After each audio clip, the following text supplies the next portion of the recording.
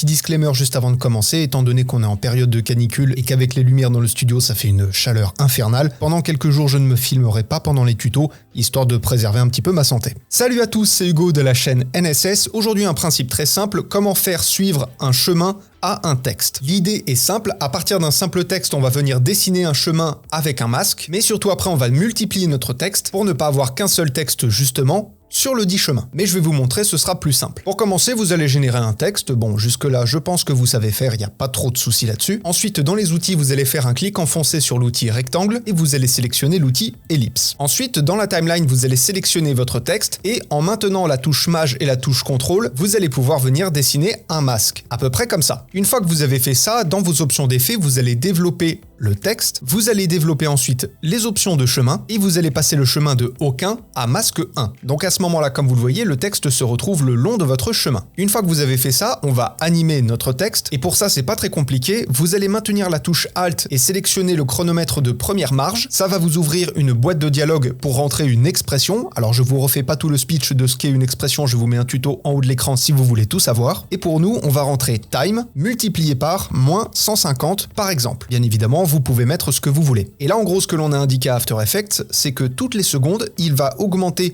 la rotation de 150 unités. Et donc ça va nous donner quelque chose comme ça. Bien évidemment, je vous invite à cocher la case de flou de mouvement qui se trouve juste ici, ce sera toujours plus esthétique. Bien comme vous le voyez, on a une certaine base, on a une animation plutôt sympa, plutôt smooth, mais c'est un peu vide. Comme vous le voyez, on n'a qu'un seul texte sur l'entièreté de notre masque. Pour pallier à ce problème, c'est pas très compliqué, on va venir chercher l'effet écho dans la fenêtre d'effet que l'on va glisser-déposer sur le texte bien évidemment. Et là, vous allez modifier le nombre d'échos de 1 au nombre que vous souhaitez ajouter autour de votre masque. Donc pour ma part, j'ai envie d'ajouter 2 fois le texte New School Studio, donc je passe le nombre d'échos à 2. Et ensuite, je vais pouvoir agrandir l'intervalle pour venir replacer les textes au bon endroit. Et du coup, comme vous le voyez, notre animation se fait. Notre masque n'est plus vide. On a des textes qui remplissent l'entièreté du tracé. Et bien évidemment, ça fonctionne pour n'importe quelle forme. Peu importe le chemin que vous dessinez, que ce soit en carré, en triangle, ou même un tracé qui ne représente rien de spécifique, peu importe le tracé que vous faites, le principe reste exactement le même. Et bien évidemment, si vous voulez modifier des options supplémentaires, libre à vous de le faire. Bref, ceci étant dit, apprenez, utilisez et progressez dans vos montages. J'espère que je pourrai me refilmer à nouveau rapidement parce que la chaleur me tue, je n'en peux plus.